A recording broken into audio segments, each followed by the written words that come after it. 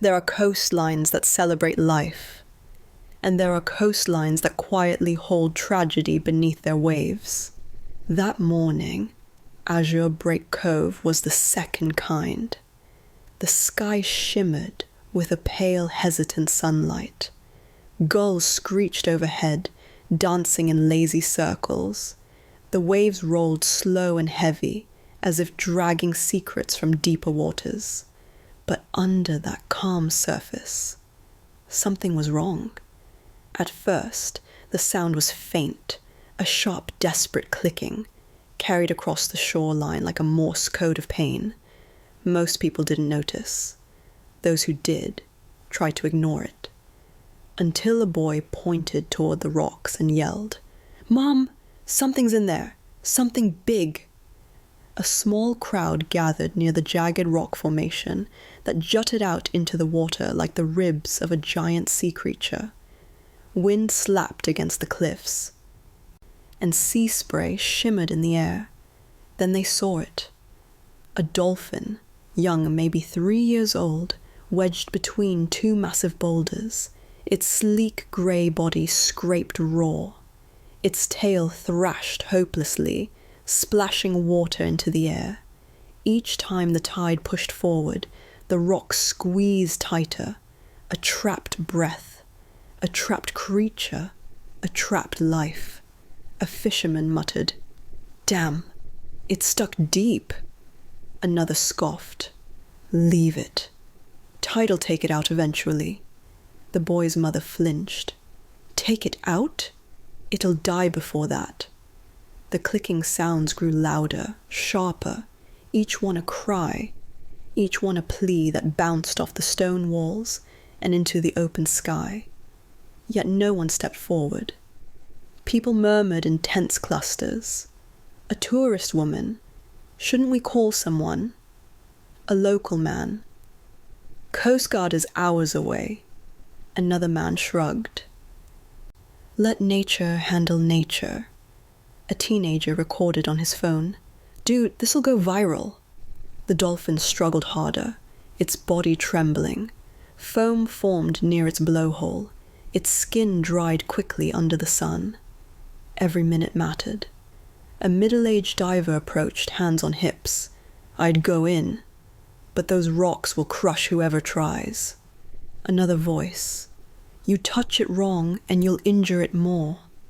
Another. "We don't have the equipment." Another. "Not our problem." The boy from earlier screamed, "Stop talking and help it!" His voice cracked with helplessness.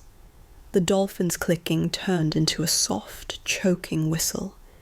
It was giving up. Still, nobody moved. A young woman in jogging attire stepped forward. "Please, can someone hold the rocks? I can try guiding it out." A fisherman laughed. "Oh, sure. You'll just lift boulders with your magic jogging powers?"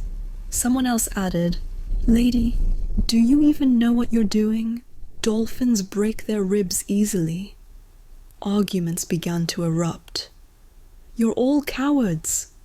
You want to die under those rocks for an animal? Stop fighting where the dolphin is suffering." The waves crashed harder.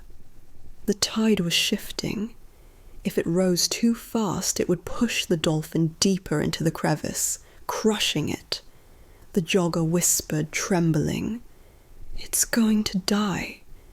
The group argued louder, but their voices blurred into one endless chorus of excuses, fear, and ego. And through it all, the dolphin's fading whistles pierced the air.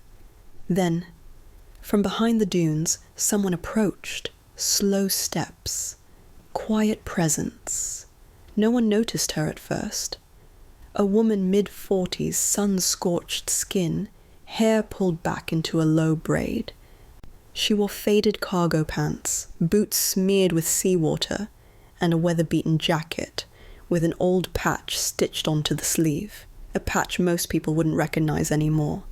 She carried no equipment, no gear, no announcement, just a calm, focused gaze. The jogger turned. "Ma'am, stay back. The rocks are dangerous. But the woman didn't step back.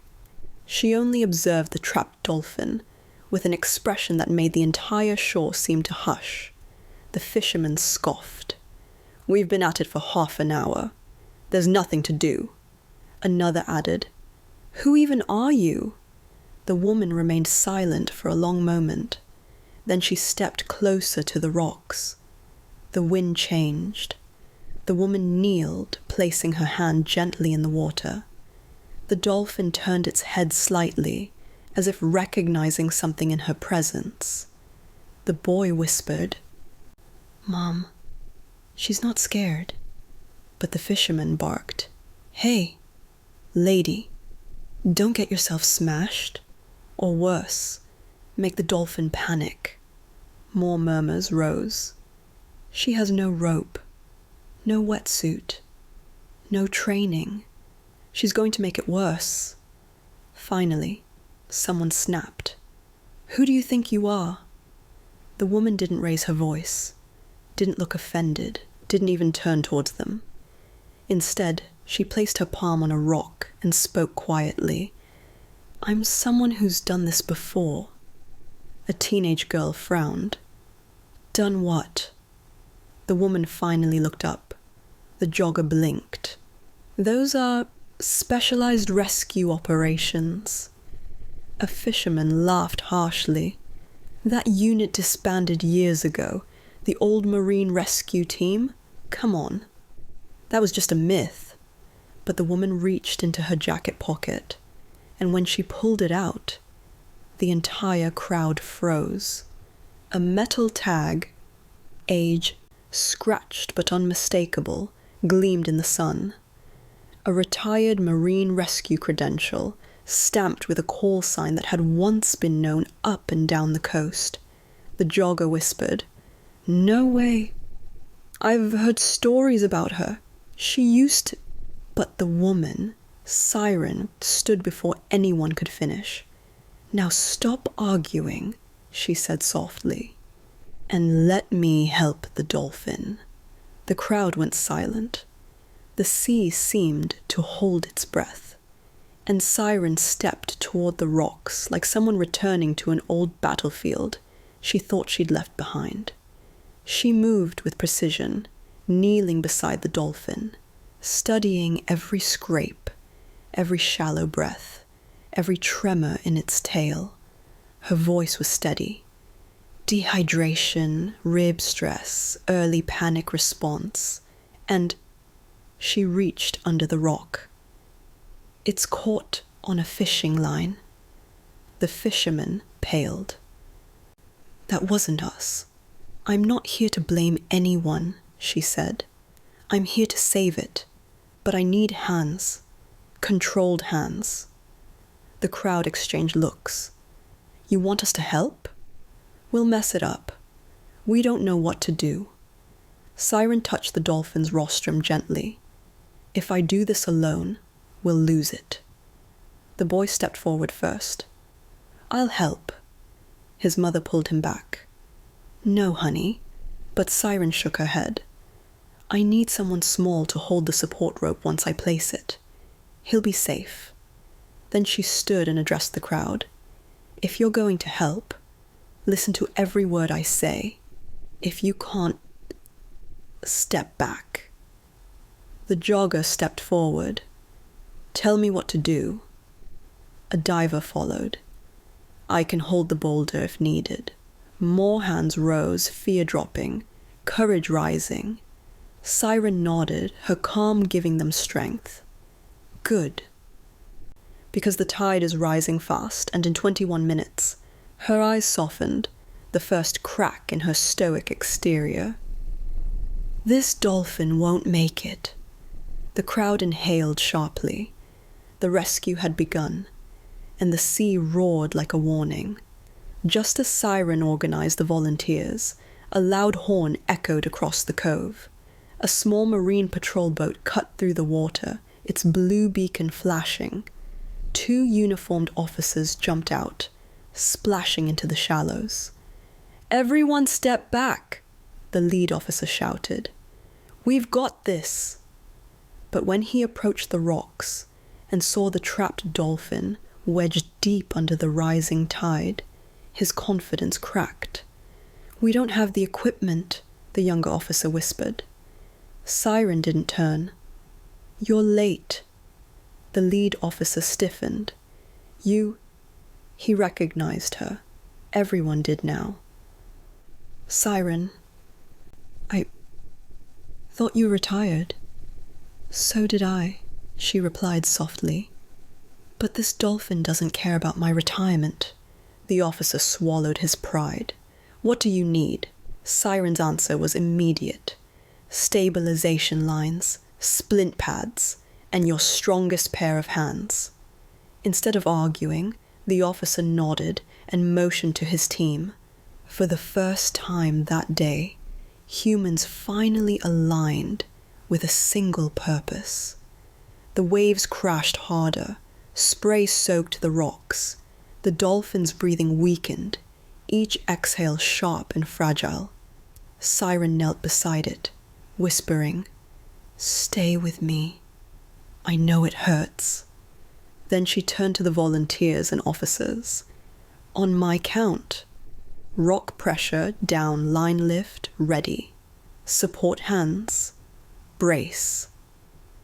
Everyone's muscles tensed. The tide surged. Siren called out, a command she hadn't spoken in years. The team responded instantly. The boy held the rope with shaking determination. The officers strained against the rock. The jogger kept the splint pad steady.